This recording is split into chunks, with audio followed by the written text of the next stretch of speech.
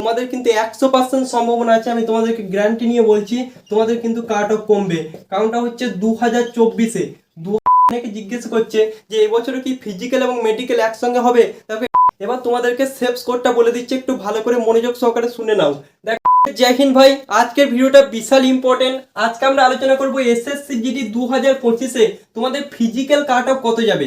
দেখো ভাই, অনেকে একটা ডাউটের মধ্যে আছে যে আমরা ফিজিক্যালের ডাক পাবো কি পাবো না। ঠিক আছে, আজকের ভিডিওটা একটু মনোযোগ সহকারে দেখে নাও, তোমার সমস্ত ডাউট ক্লিয়ার হয়ে যাবে এবং কাল থেকে তুমি গ্রাউন্ডে কিন্তু চলে যাবে। ঠিক আছে, ভিডিওটা একটু মনোযোগ সহকারে দেখো। তার আগে তুমি যদি আমাদের চ্যানেলে শেয়ার এবং সেন্ড না হয়ে থাকো, অবশ্যই চ্যানেলটিকে সাবস্ক্রাইব করে পাশে থাকো। তো চলো এক নজরে আমরা দেখে নিই 2024 আমাদের কত ভ্যাকেন্সি ছিল এবং 2025 আমাদের কত ভ্যাকেন্সি আছে। ঠিক আছে, 2024-এ কত আমাদের ভ্যাকেন্সি ছিল প্রথমে দেখে নাও। ঠিক আছে, অল ইন্ডিয়া ভ্যাকেন্সি দেখে কোনো লাভ নেই, আমাদেরকে দেখতে হবে পশ্চিমবঙ্গে ভ্যাকেন্সি কত আছে। পশ্চিমবঙ্গে আগের বছর ভ্যাকেন্সি ছিল 5615টা। কটা? 5615 আমাদের শুধুমাত্র পশ্চিমবঙ্গে ভ্যাকেন্সি ছিল। এই বছর কত আছে? এই বছর আমাদের ভ্যাকেন্সি আছে 5397টা। আমরা বুঝতে পারছি আমাদের পশ্চিমবঙ্গে ভ্যাকেন্সিতে সেই রকম কিন্তু পার্থক্য লক্ষ্য করা যায়নি। ঠিক আছে, তাহলে আমাদের এখন ভ্যাকেন্সি কত? 5397। যতজন ভিডিওটা দেখছো ভাই, তোমাদেরকে কিন্তু এই ভ্যাকেন্সির মধ্যে একটা সিট কিন্তু নিতে হবে। ঠিক আছে, সেই রকম তোমরা জি জান দিয়ে প্রিপারেশন করো। দেখো প্রথমত আমরা দেখিনি 2024-এ কত কাট অফ গিয়েছিল, তার পরবর্তীতে আমরা দেখবো 2025-এ কত কাট অফ যেতে পারে। ঠিক আছে, যারা আমাকে বিলিভ করো ভাই তারা প্রথম থেকে শেষ পর্যন্ত দেখো, যারা বিলিভ করো না তোমাদেরকে ভাই কি বলবো। দেখো ইউআরদের আমাদের কাট অফ কত গিয়েছিল ভালো করে দেখে নাও। জেনারেল ডিস্ট্রিক্টে কাট অফ গিয়েছিল আমাদের 95। ঠিক আছে, বর্ডার ডিস্ট্রিক্টে কাট অফ গিয়েছিল আমাদের 81 নাম্বার এবং নকশাল ডিস্ট্রিক্টে কাট অফ গিয়েছিল আমাদের কত?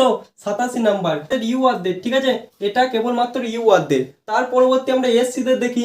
এসসিদের জেনারেল ডিস্ট্রিক্টে কাট অফ গিয়েছিল 82 নাম্বার, বর্ডার ডিস্ট্রিক্টে গিয়েছিল 79 নাম্বার, নকশাল ডিস্ট্রিক্টে গিয়েছিল 66 নাম্বার। তারপরে এসটিদের হচ্ছে জেনারেল ডিস্ট্রিক্টে গিয়েছিল 85 নাম্বার, আমাদের বর্ডার ডিস্ট্রিক্টে গিয়েছিল 76 নাম্বার এবং নকশাল ডিস্ট্রিক্টে গিয়েছিল কত?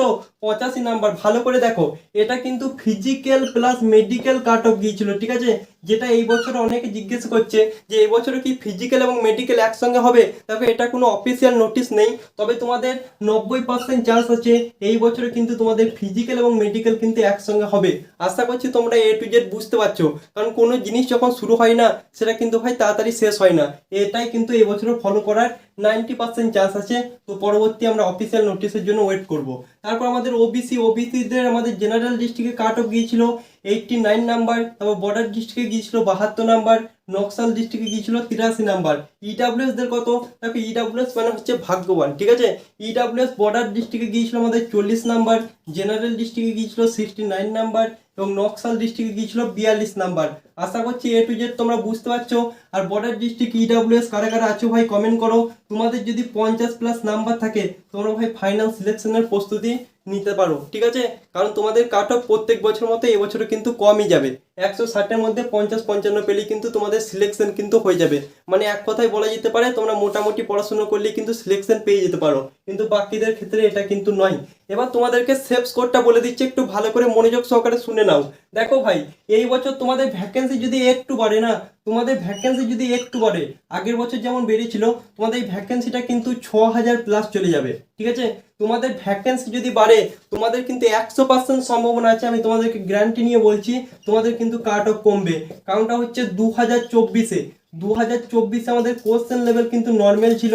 ঠিক আছে, 2025-এ মোটামুটি দেখতে গেলে কোশ্চেন লেভেল 2024-এর তুলনায় কিন্তু অনেকটাই হার্ড, কারণ ক্যালকুলেশন আমাদের অঙ্কতে ভরে দিয়েছে, রিজনিং আমাদের টাইম লাগাচ্ছে, হিন্দি ভাই প্রথমত স্টাফ, তারপর আমাদের জিকে ভাই ছেলে মেয়েগুলো ছুতে পারছে না। অ্যাভারেজ নাম্বার হচ্ছে 5 থেকে 6টা করে জিকে ভাই প্রত্যেকটা স্টুডেন্ট করে আসছে। 100টার মধ্যে তোমরা যদি গড় বার করো এই 5টা থেকে 6টা জিকে ভাই তোমার সকলে কিন্তু করে আসছে। আশা করছি তোমরা এ টু জেড সমস্ত কিছু বুঝতে পারছো। তো অ্যাট লাস্ট তোমাদেরকে একটা কথাই বলছি, তোমাদের র নাম্বার যদি 75 থেকে 80-র মধ্যে থেকে থাকে, তোমাদের র নাম্বার যদি 75 থেকে 80-র মধ্যে থেকে থাকে, তোমরা 100% তোমাদেরকে বলছি তোমরা এক বেলা করে রান কিন্তু শুরু করো। তাছাড়া কিন্তু পরবর্তী টাইমে তোমরা কিন্তু আফসোস করবে। মনে করো তোমরা রানিং প্র্যাকটিস করছো না, ঠিক আছে, তোমাদের মনে করো ফিজিক্যালে ডাক চলে এলো, তোমরা ফিজিক্যালে গিয়ে মনে করো রানে তোমরা ফেল করে বাড়ি চলে এলে, তারপর তোমরা দেখতে পেলে যে তোমাদের ফাইনাল কাটটা 85 থেকে 90 গিয়েছে এবং তোমাদের নর্মালাইজেশন করার পর তোমাদের নাম্বার কিন্তু এইরকম হয়ে যাচ্ছে, তখন কিন্তু সব থেকে বেশি আফসোস কিন্তু তোমরাই করবে। তো সুযোগ যখন পেয়েছো সুযোগটাকে কাজে লাগাও। তোমাদের নাম্বার যদি 75 থেকে 80-র মধ্যে থেকে থাকে, তোমরা 100% ভাই রানিং কিন্তু শুরু করে দাও। তার সঙ্গে সঙ্গে 2026-এর জন্য প্রিপারেশন করো। ঠিক আছে, আশা করছি এ টু জেড সমস্ত ডাউট ক্লিয়ার হয়ে গেল। তো উল্টো পাল্টা ভিডিওই কান দিও না ভাই। আজকের মতো এই পর্যন্তই। ভিডিওটা কেমন লাগলো অবশ্যই কমেন্ট বক্সে জানাও। তো চলো ভাই, জয় হিন্দ, বন্দে মাতরম।